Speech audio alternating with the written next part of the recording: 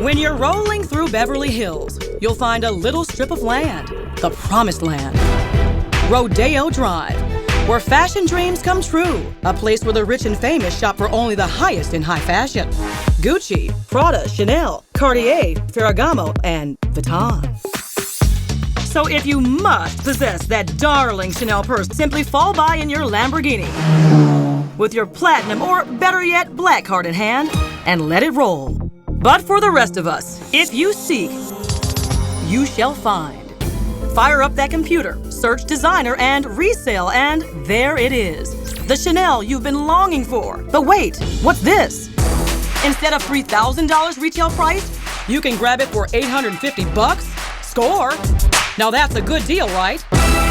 Price is the biggest indicator. If you're spending $20 on a luxury handbag or on a high-end watch, it's fake. Former NYPD Detective Sergeant and counterfeit investigator Bob Marchese has monitored the explosion of phony stuff. The kind of fakes you will find online will absolutely blow your mind, from phony cat food to bogus blood pressure pills. So whatever popular is counterfeited. Electronics, footwear, pocketbooks, watches, charging cords, phones themselves, pharmaceuticals. If you can make it, they'll fake it. But let's get back to high fashion for a minute. This designer dress, $1,500 retail. We got it for $250 online. This $3,000 Chanel tote, we got it for $1,000. And top it all off with $400 Chanel earrings. All in all, Crime Watch Daily spent over $1,600 to outfit me in all this.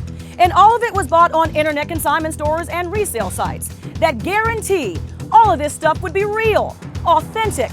But that's a lie, because all of it is fake. We shopped at some of the online sites that are red hot right now. The RealReal did over $100 million of business last year. Tradesy is worth nearly $100 million. Poshmark is valued at nearly $150 million. And the old warhorse eBay dwarfs them all, with a value north of $60 billion. Now, all of these companies operate differently. With eBay and Tradesy, it's up to you, the buyer, to prove if a product is a bust. If it's counterfeit, then you return it. At Poshmark, if the item you purchase is over $500, they'll authenticate it for you. If it's under $500, then it's up to you to make sure it's legit. At The RealReal, it's a bit different. They take possession of the item and verify its authenticity so you don't have to. So every item goes through a unique inspection process specific to that brand. We look at construction, materials, hardware, and the brand-specific markings. The logos, date codes, or serial numbers. That's Graham Westberger. He and his peeps are responsible for making sure what they sell on The RealReal is just that. Almost 2,000 items a day land in the RealReal San Francisco office. We take everything in. We are inspecting every single piece, and we retain possession of it until it sells. And you look at the authentic one right next to it. This is Faye Dial.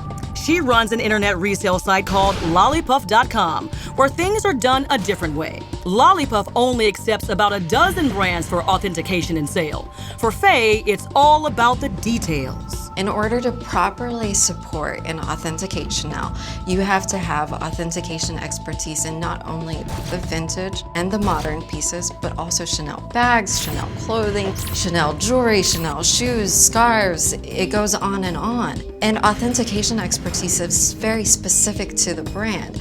So when you think about all of these brands that are out there, are they really, truly authenticating every single piece properly? I brought along that Hervé Leger dress, new with tags and all, that we bought from Couture 904 on eBay to see if it passed Faye's inspection. The made in China is in the wrong direction. The part number on the price tag is incorrect.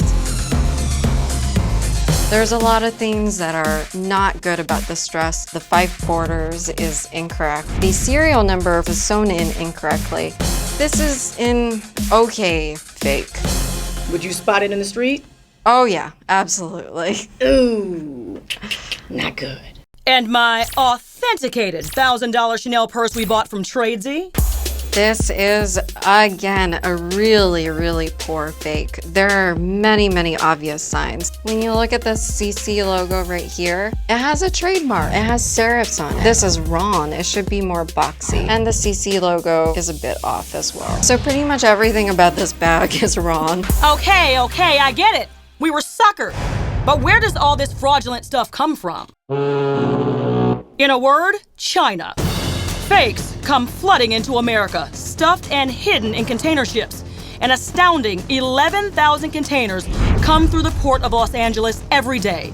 It's David Dodge's seemingly impossible task to determine what's what and block it so you don't get bamboozled.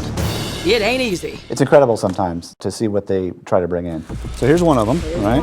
Okay. Their products are so exact. The items themselves are exactly like the authentic. Even though they may say, we weren't trying to say it's a Chanel, but yes you were. This is the clear indication. Right. The packaging, even the outer packaging, will be so close that sometimes we need help. This facility is over 260,000 square feet, and we have 2 others just like this. The 17-year customs vet offers a much darker view of this illegal epidemic, one you need to hear before you buy that counterfeit purse. They may be supporting organized crime. These criminal organizations are involved in counterfeits, but they can also be involved in human trafficking, have slave labor at their factories, and they could be involved in narcotics and even terrorism. That's right. He said terrorism. So the victimless crime argument simply doesn't cut it anymore. No matter how good a job Dodge and Customs and Border Protection do, the reality is that lots and lots of counterfeit stuff finds its way to the streets. That's where Rick Ishitani and the LAPD Anti-Piracy Unit spring into action. Crime Watch Daily exclusively went along with Rick and a multi-agency task force on a raid in downtown Los Angeles. LAPD search warrant. Apparently, not everybody at this store got the memo about cooperating with men wearing badges, body armor, and carrying a warrant. Violet, listen, we're here conducting a search warrant, so we're conducting a criminal investigation. So you know what? If I were you, what I would do is I would answer the questions that are asked. Rick's team quickly finds what they're looking for in a back room. Fake Chanel, you name it, every brand, counterfeit jewelry is back there, and it's going to take some time to actually count every piece. But there's something more going on in here. They also uncover raw materials and molds. Looks like the counterfeiting crooks could manufacture their own mock merchandise right in the shop. The shady shop owner was cuffed and walked out. She could face up to 10 years behind bars, but I had a few questions on the way to the pokey. There's a little workshop back in there, so it seems as if you guys are already making the next batch. Are you just selling fake stuff and you're wearing the real deal? So how can you avoid becoming a victim of counterfeit crime? Listen to the pros.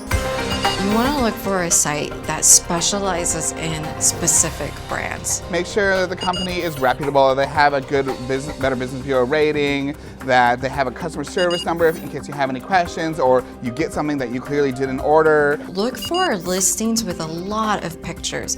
Generally, counterfeit sellers will list fewer pictures than somebody who's selling an authentic item. No stock photos. That's always a big sign on eBay or anywhere else. If you don't see pictures of the real thing, never place a bid. Just because they say authentic guaranteed, it doesn't mean that they've actually inspected the listing whatsoever. And if you do happen to get duped with a dud and you can't kick it back where it came from, Graham says please don't just try to sell it to someone else. Destroy it. Make a YouTube video out of it. Get some fun out of it. Take it to the shooting range or throw it in a campfire and release it back to the fashion gods.